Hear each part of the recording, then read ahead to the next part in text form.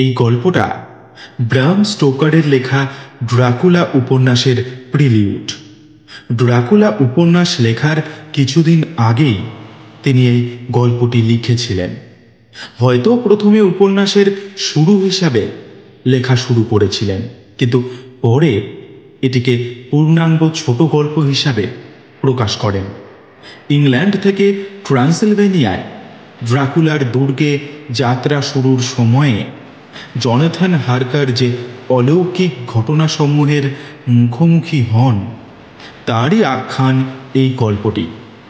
আশা রাখছি আপনাদের গল্পটা ভালো লাগবে। আজকের গল্পটি অনুবাদ করেছে অর্পণ। গল্প পাঠে আমি রণদীপ। অন্যান্য চরিত্রে অনুভব, ম্যাক্স এবং ডিরেকশন এবং সাউন্ড মিক্সিংয়ে ম্যাক্স। Poster designing Abhibrata. শুরু হচ্ছে ব্রাম স্টোকারের লেখা ড্রাকুলার অতিথি।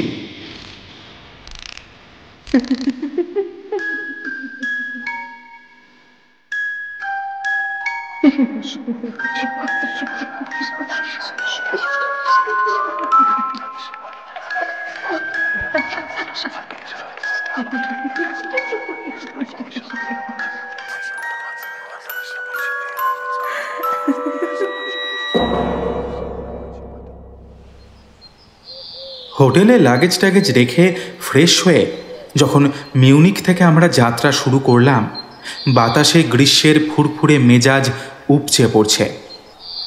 যাত্রা শুরুর আগে হোটেলের ম্যানেজার আমাদের ঘোড়াগাড়ি পর্যন্ত ছাড়তে এলেন।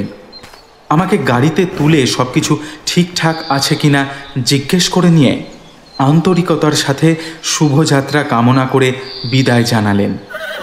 তারপর গাড়োয়ান জোহানকে আদেশের ভঙ্গিতে বললেন, রাত করবে না, একদম সন্ধে নাগাদ ফিরে আসবে।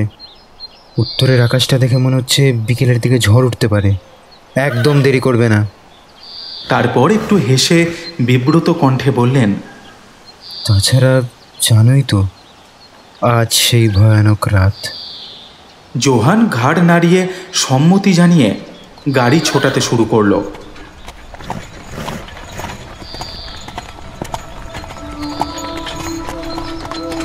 শহরটা পেরিয়ে এলেই আমি জোহানকে জিজ্ঞাসা করলাম, আচ্ছা আজকে কি রাত জোহান? ম্যানেজার সাহেব ওভাবে বললেন কেন?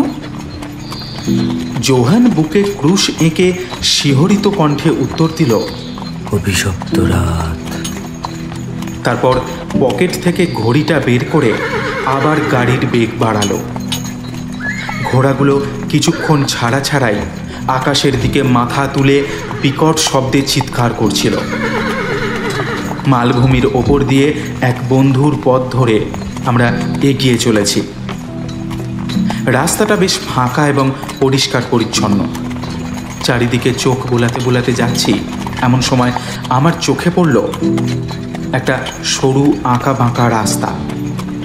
দীর্ঘকাল কোনো রাস্তায় মানুষের যাতায়াত না থাকলে যেমন হয়, অনেকটা সেই রকম।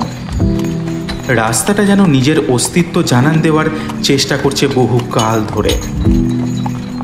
আমি জোহানকে ওই রাস্তা দিয়ে যাওয়ার জন্য গাড়ি ঘোরাতে বললাম, কিন্তু সে বেটা কিছুতেই মানবে না। যেন একটা বাচ্চা কিছুতেই স্কুলে যেতে চাইছে না। নানা রকম অজুহাতে আমাকে বিরত রাখতে চাইল সে। আর বারবার বিড়বিড় করতে করতে নিজের বুকে ক্রুশ চিহ্ন আঁকতে লাগলো। যেন কিছু বলতে চাইছে, কিন্তু বলতে গিয়েও কেন জানি না চুপ করে যাচ্ছে। চোখ মুখ কেমন ভয়ার্ত। কথা বলতে বলতে আটকে যাচ্ছে। সন্দেহজনক একটা হাব ভাব। আমিও ছাড়ার পাত্র নই।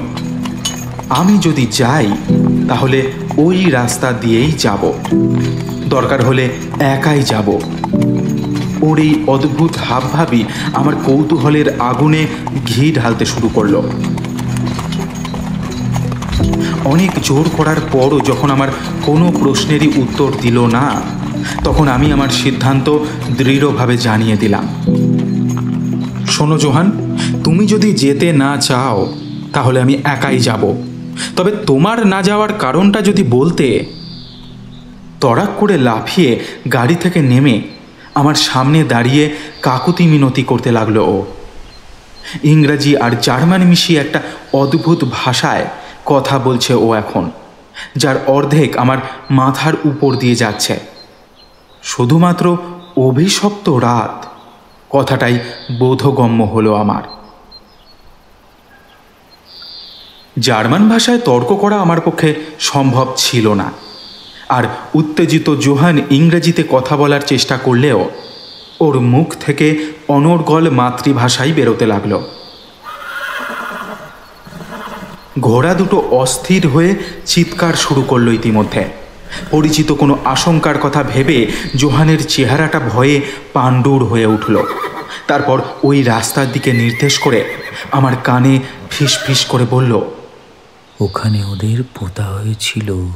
কাদের? ওই যে যারা আত্মহত্যা করেছিল, একটা গোটা গ্রাম। ও হ্যাঁ, সে তো আমি জানি, তাতে আর কি, সে তো অনেক আগের কথা।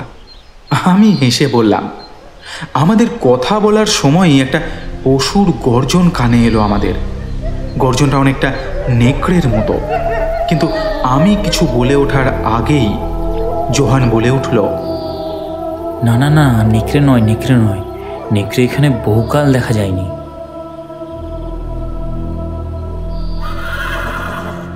আমি সবই বুঝলাম, কিন্তু ঘোড়াগুলো হঠাৎ ওরকম চঞ্চল হয়ে উঠেছে কেন, সেটা কিছুতেই মাথায় ঢুকলো না। জোহান ওগুলোকে শান্ত করার অনেক চেষ্টা করলো, কিন্তু পারল না। এদিকে আকাশে বিক্ষিপ্ত মেঘের হাজিরায় রোদের যৌবনে ভাটা পড়েছে। হালকা ঠান্ডা একটা বাতাস বইতে শুরু করেছে। জোহান ফিরে যাওয়ার উদ্দেশ্যে গাড়িতে বসে পড়ল। ও চলে যাওয়ার আগে আমি জিজ্ঞেস করলাম, এই রাস্তাটা কোথায় গিয়ে উঠেছে সেটা তো বলে যাও। ও আবার বিড়বিড় করতে করতে নিজের বুকে ক্রুশ এঁকে কাঁপা কাঁপা কণ্ঠে উত্তর দিল,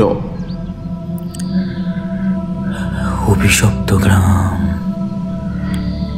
100 বছর হলো ওখানে কেউ বাস করে না। শোনা যায় গ্রামটা নাকি আত্মহত্যা করেছিল, আর তাদের সবাইকে একটা বড় এলাকা জুড়ে কবর দিয়ে দেওয়া হয়। কিন্তু আজও নাকি ওদের কথাবার্তা শুনতে পাওয়া যায়। কবরের গায়ে মাঝে মাঝে রক্ত লেগে থাকে, এমনকি কবর খুঁড়েও দেখা গেছে ভেতরে কাঁচা রক্তে ভর্তি। ওরা আদৌ মৃত না জীবিত? কথাটা শেষ করতে পারল না জোহান। ভয়ে ওর মুখ সাদা হয়ে এসেছে। একটা দীর্ঘশ্বাস ফেলে আচমকা ভয়ার্ত কণ্ঠে চিৎকার করে উঠল, অভিশপ্ত রাত, অভিশপ্ত রাত। ততক্ষণে আমার কৌতূহল মাত্রা ছাড়িয়েছে। বেচারা জোহানের অবস্থা দেখে হাসি পেল আমার। তবে এটুকু বুঝলাম যে ওকে আর আটকে রাখাটা ঠিক হবে না।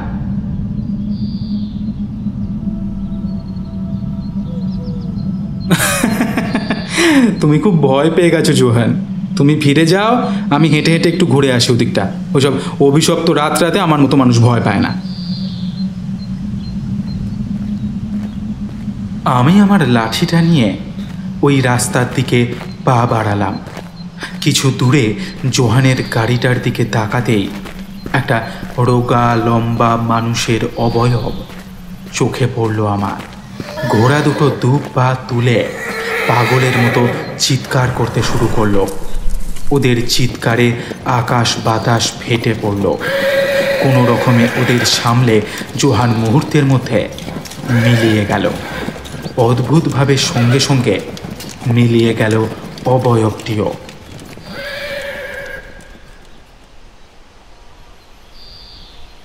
আমি ধীরে ধীরে পা বাড়ালাম ওই রাস্তার দিকে। সুরম্য পারিপার্শ্বিক প্রাকৃতিক সৌন্দর্য আমার মতো রুক্ষ মনের মানুষকেও মুগ্ধ হতে বাধ্য করল। জনমানবহীন ওই প্রান্তরে ঘণ্টাখানেক ওভাবেই এগিয়ে গেলাম। আমাকে যে হোটেলে ফিরতে হবে সন্ধে নাগাদ, সে খেয়াল আমার মাথাতেই এলো না। কি জানি কেন কোনো একটা অদৃশ্য হাতছানিতে উদ্দেশ্যহীনভাবে এগিয়ে যেতে লাগলাম আমি। এই নিশ্ছিদ্র নীরবতা যেন আমাকে গ্রাস করছিল ক্রমশ। প্রকৃতির সম্মোহনী জাদু আমার শরীর মন সব কিছুকে বশ করে নিচ্ছিল। বিশ্রাম নেওয়ার জন্য একটা ঝোপের ধারে বসলাম। বাতাসের শীত ভাবটা বেড়েছে ততক্ষণে। ঘন মেঘে ছেয়ে গেছে আকাশ, চারপাশ অন্ধকার। এলোমেলো ঝোড়ো হাওয়া বইতে শুরু করেছে। বাতাসে ভেসে আসছে সেই পাশবিক গর্জন। ওই আলো আঁধারি ভয়ানক মায়াবী পরিবেশে আমার সারা শরীর শিউরে উঠল। কিন্তু সেটা ঠান্ডায় নাকি কোনো অজানা ভয়ে তা আমি জানি না। ঝড়ের বেগ বাড়তে লাগলো, সাথে পাল্লা দিয়ে বাড়তে লাগলো সেই রহস্যময় পাশবিক গর্জন। ওটা কি নেকড়ের ডাক? আমি আবার উঠে রওনা দিলাম সেই পরিত্যক্ত অভিশপ্ত গ্রামের দিকে। পাহাড় ঘেরা সেই গ্রামটাতে যখন পৌঁছালাম, পেছন ফিরে দেখলাম যে রাস্তা আমাকে এত দূরে টেনে এনেছে সে রাস্তা যেন কোথায় মিলিয়ে গেছে। হঠাৎই শুরু হয়ে গেল তুষারপাত। বরফের মতো ঠান্ডা হাওয়া ছুরির ফলার মতো বিঁধতে লাগলো আমার শরীরে। আশ্রয় নেওয়ার জন্য আমি ঘন জঙ্গলে ঢুকে পড়লাম। আমার চারিদিকে শোঁ শোঁ বাতাস যেন শত্রুর মতো ঘিরে ফেলেছে আমাকে। ঝড় এবং অন্ধকারের মধ্যে যেন আজকে কোনো সন্ধি হয়েছে। দুইয়ে মিলে এক অদ্ভুত ভয়ঙ্কর পরিবেশ সৃষ্টি হয়েছে। মুহূর্তের মধ্যে আমার চারপাশটা সাদা বরফে ঢেকে গেল। তীব্র ঠান্ডায় আমার শরীর অবশ হয়ে আসছিল। ঝড়ের দাপটে চোখের পাতা খুলে রাখা অসম্ভব হয়ে পড়ছিল।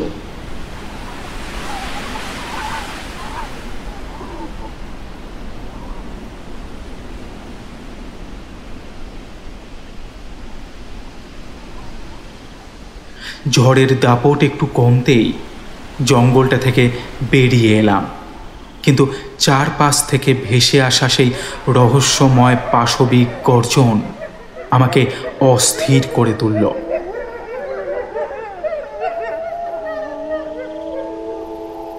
মেঘের পাতলা চাদর সরিয়ে বেরিয়ে এলো চাঁদ।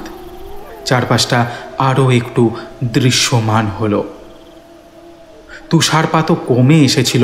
একটা নিশ্চিন্ত আশ্রয়ের খোঁজে আমি এদিক ওদিক হাঁটতে লাগলাম। বরফ মোড়া ঘাসের ওপর দিয়ে হাঁটতে বেগ পেতে হচ্ছিল বেশ। তবুও মনে একটা ক্ষীণ আশা ছিল, এই বিশাল ধ্বংসস্তূপে কোথাও একটা বাড়ি তো নিশ্চয়ই থাকবে। একটু দূরেই দেওয়ালের মতো কিছু একটা চোখে পড়ল আমার। খুশি মনে দ্রুত এগিয়ে গেলাম সেদিকে। চাঁদের আলো ততক্ষণে মেঘের সৈন্যদের পরাস্ত করে গোটা আকাশের দখল নিয়েছে। সেই আলোয় আবিষ্কার করলাম আমি দাঁড়িয়ে রয়েছি একটা কবরস্থানে। আমার সামনে বিশাল একটা মার্বেলের সমাধি, আর তার চারপাশে অনেক ছোট বড় সমাধি। চারপাশে যেন একটা বদ্ধ হাওয়া ঘূর্ণির মতো পাক খেতে শুরু করলো। আমার অসহায়তাকে নিশ্চিত করার জন্যই যেন ঝড়টা আবার শুরু হলো। সমাধিটাকে কাছ থেকে দেখার চেষ্টা করলাম আমি। দেখে বুঝলাম ওটা কাউন্ট পত্নী ডলিংজেনের সমাধি। সালটা 1801। সমাধির পিছন দিকে গিয়ে দেখলাম মার্বেলের ওপর রাশিয়ান ভাষায় খোদাই করা রয়েছে, মৃত মানুষেরও প্রাণ আছে। একটা নরম কিছুর ওপর পা পড়তেই আমি ভয়ে চিৎকার করে লাফিয়ে উঠলাম। একটা কালো বেড়াল বিশ্রী শব্দে চিৎকার করে উঠে দৌড়ে গেল জঙ্গলের দিকে।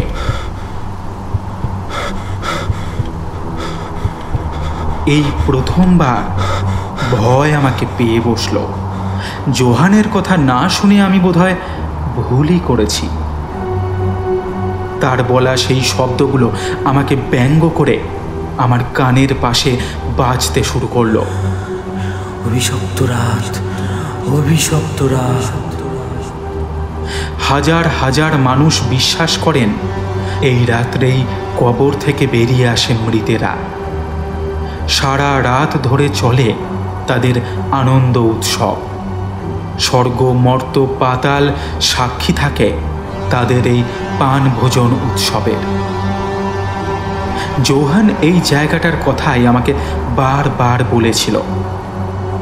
এইখানেই সমাধিস্থ করা আছে সেই আত্মহত্যাকারীদের মৃতদেহ, ঠিক এইখানেই যেখানে আমি এই মুহূর্তে দাঁড়িয়ে কাঁপছি, একা, একদম একা।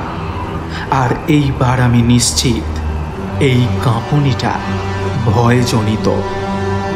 পায়ের তলার জমি হঠাৎ ভীষণ শব্দে কেঁপে উঠল, যেন হাজার হাজার ঘোড়া দৌড়ে আসছে আমার দিকে। ঝড়ের সাথে শুরু হলো তুমুল শিলাবৃষ্টি। এই শিলাবৃষ্টির হাত থেকে আমাকে বাঁচাতে পারবে এমন আশ্রয় চারপাশে ছিল না। গাছের নিচে দাঁড়ানোটাও যথেষ্ট সুরক্ষিত নয়। অতঃপর আমি সেই সমাধিস্তম্ভের বিশাল ব্রোঞ্জের দরজার আড়ালে আশ্রয় নিলাম। আমার শরীরের চাপে দরজাটা শব্দ করে ভিতরের দিকে খুলে গেল। সঙ্গে সঙ্গে শয়ে শয়ে চামচিকে ডানা ঝাপটাতে ঝাপটাতে বেরিয়ে এসে আমার চারপাশে উড়তে শুরু করলো।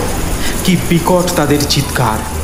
একে ওই বিশাল প্রাকৃতিক দুর্যোগ, তার উপর এতগুলো চামচিকের অত্যাচার। এমন পরিস্থিতিতে একটা সমাধির আশ্রয়কেও স্বাগত জানাতে বাধ্য হলাম আমি। সমাধির ভিতর ঢুকতে গিয়ে আমার চোখে পড়ল কফিনের ভিতর চোখ বন্ধ করে শুয়ে আছে একটা অপূর্ব সুন্দরী মহিলা। তার মসৃণ ফর্সা গাল আর রক্তিম ঠোঁট চাঁদের আলোর সাথে সমানে পাল্লা দিতে পারে। বিদ্যুতের ঝলকানিতে আবার আমার চোখ চলে গেল ওই মহিলার দিকে।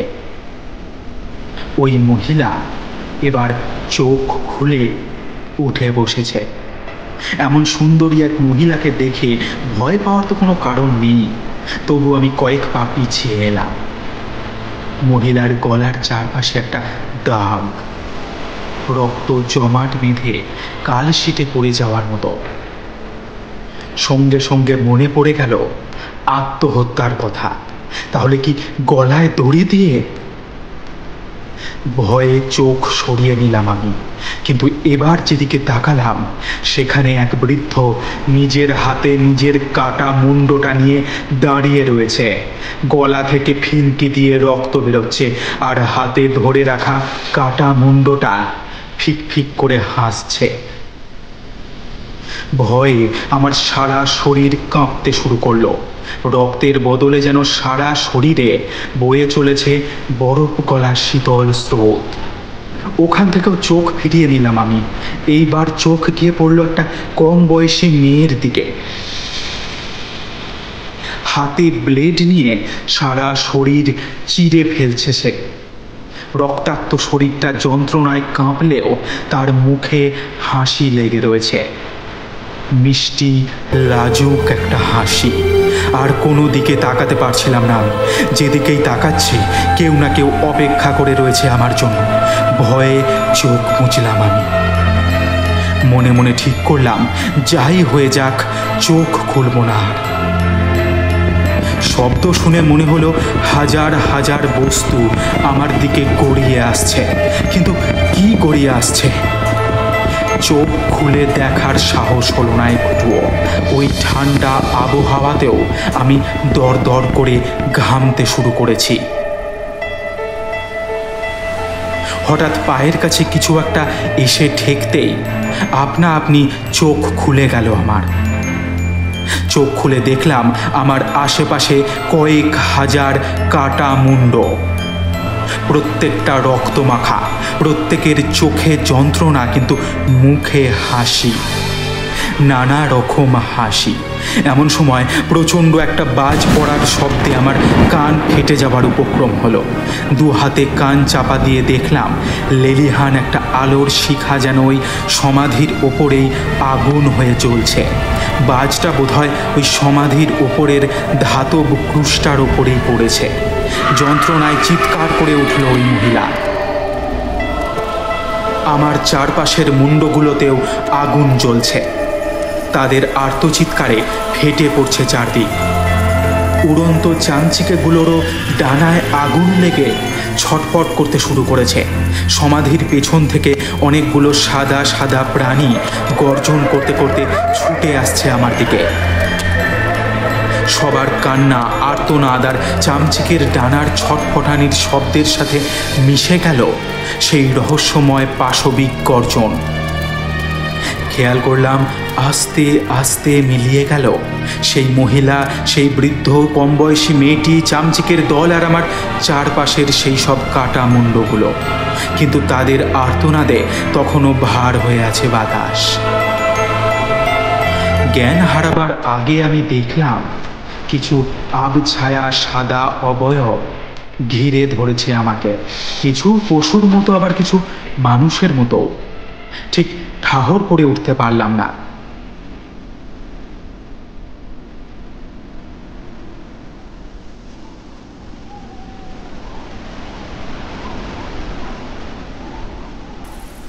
চেতনা ফিরতেই অনুভব করলাম আমার বুকের ওপর ভারী কিছু একটা নড়ছে, কোনো লোমশ জানোয়ারের মতো।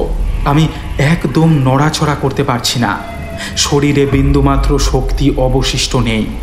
দু পায়ে ভীষণ ব্যথা, ঘাড় আর শির দ্বারা বেয়ে বইছে বরফের মতো ঠান্ডা স্রোত। বুকের ওপর এটা কি? বেশ আরামও লাগছে এই ঠান্ডায়, কিন্তু শ্বাস নিতে অসুবিধে হচ্ছে খুব। আমি কি কোনো দুঃস্বপ্ন দেখছি? চারিদিক নিস্তব্ধ, শুধু একটা গরম নিঃশ্বাসের শব্দ পাচ্ছি। আমার গলা দিয়ে কথা বেরোচ্ছে না। বুকের ওপর বিশাল লোমশ পশুটার অস্তিত্ব আমাকে সন্ত্রস্ত করে তুলেছে। সে তার বিশাল জিভ দিয়ে আমার গলা ঘাড় চাটছে আর মাঝে মাঝে শরীরে ঝাঁকুনি দিচ্ছে। ক্লান্ত চোখগুলো কোনো রকমে আধখোলা করে পশুটাকে দেখার চেষ্টা করতেই আমার চোখ আবিষ্কার করলো বড় বড় দুটো জ্বলন্ত চোখ, টকটকে লাল মুখগহ্বরে সাদা সাদা ধারালো দাঁতের শাড়ি, একটা বিভৎস নেকড়ে। আমি আবার জ্ঞান হারালাম।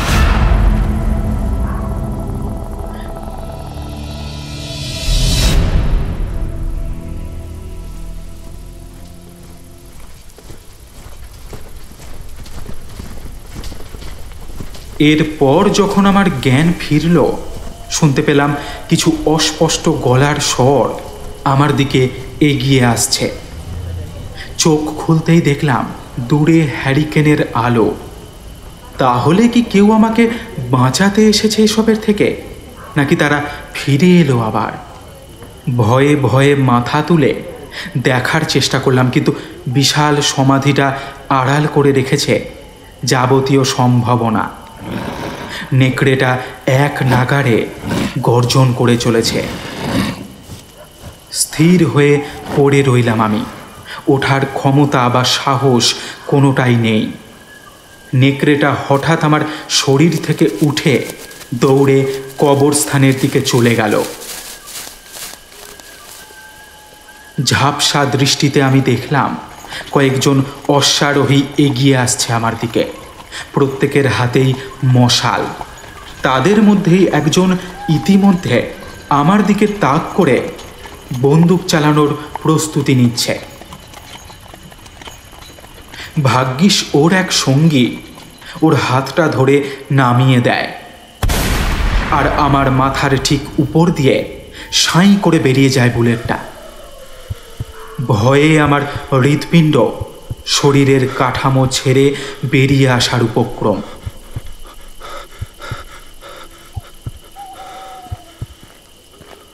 তারপর ওদের একটা দল আমার দিকে তেড়ে এলো, আর অন্য দল নেকড়ের খোঁজে জঙ্গলের দিকে গেল।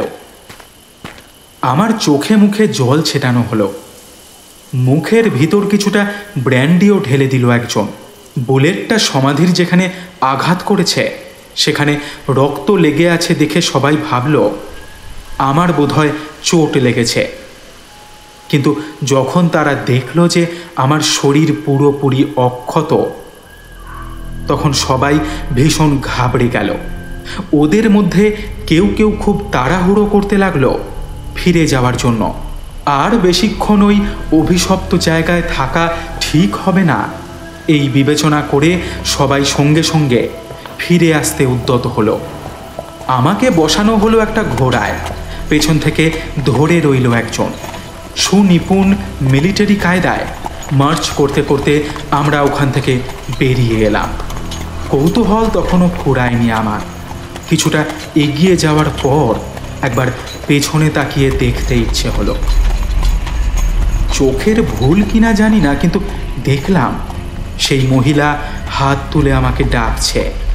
সেই বৃদ্ধ মুন্ডটা হাতে নিয়ে উদ্দাম নৃত্যে মেতেছে, আর কম বয়সী মেয়েটি তখনও ব্লেড দিয়ে আঁকি বুঁকি কেটে চলেছে নিজের শরীরে, আর চারপাশে গর্জন করতে করতে পোষা কুকুরের মতো কয়েকশো নেকড়ে। মাথার উপর পুরো আকাশটা দখল করে রয়েছে শয়ে শয়ে চামচিকে। শিলাবৃষ্টির মতো ঝরে পড়ছে অগণিত কাটা মুন্ড। ওই দৃশ্য দেখে বোধহয় আবার আমি মূর্ছা গেছিলাম। তারপর আর কিছু মনে নেই।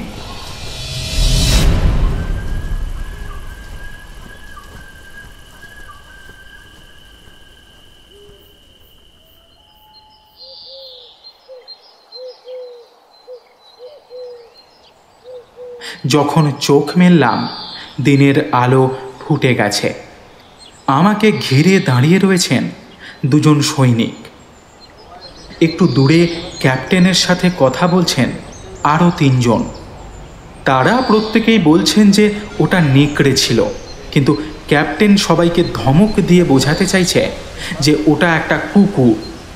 রিপোর্টে যেন কেউ নেকড়ের কথা ভুলেও উল্লেখ না করে, কারণ তাতে লাভ তো কোনো হবেই না, শুধু শুধু হাসির খোরাক হবে তারা। আমাকে হোটেলে ফিরিয়ে দিয়ে বিদায় নিল সৈনিকের দল। হোটেলের ম্যানেজারই নাকি ওদের খবর দিয়েছিলেন। আমি ম্যানেজার সাহেবকে জিজ্ঞেস করলাম, আচ্ছা, আমি যে বিপদে পড়েছি আপনি কি করে জানলেন? ম্যানেজার উত্তর দিলেন, জোহান ফিরে এসেছিল বিধ্বস্ত অবস্থায়, ঘোড়া দুটোও নিখোঁজ। তখনই আমি টের পেয়েছিলাম কিছু একটা ঘটতে চলেছে, কিন্তু তার আগেই এই টেলিগ্রামটা এসেছিল। টেলিগ্রামটা ম্যানেজারের হাত থেকে নিয়ে আমি পড়তে শুরু করলাম। আমার এক রোমাঞ্চপ্রিয় ইংরেজ অতিথি আপনার হোটেলে গিয়ে উঠবেন। উনার খেয়াল রাখবেন। হঠাৎ করে যদি উনি নিখোঁজ হয়ে যান, সঙ্গে সঙ্গে ব্যবস্থা নেবেন। উনার সুরক্ষায় যেন কোনো ত্রুটি না থাকে। ইতি ড্রাকুলা। আমার হাত পা কাঁপতে লাগলো উত্তেজনায়। ম্যানেজার সাহেব আমাকে ধরে না ফেললে আমি পড়েই যাচ্ছিলাম প্রায়। সব কিছু কেমন যেন অপার্থিব মনে হতে লাগলো। কিছু একটা অদ্ভুত ব্যাপার তো আছেই, যেটা আমার কল্পনা শক্তিও ছুঁতে পারছে না। দূর দেশ থেকে আসা একটা টেলিগ্রাম আজ আমার প্রাণ বাঁচিয়েছে। একটা অদৃশ্য সুরক্ষা কবচ অনুভব করলাম আমার চারপাশে। মনে জোর পেলাম খানিকটা। Thank you Count Dracula.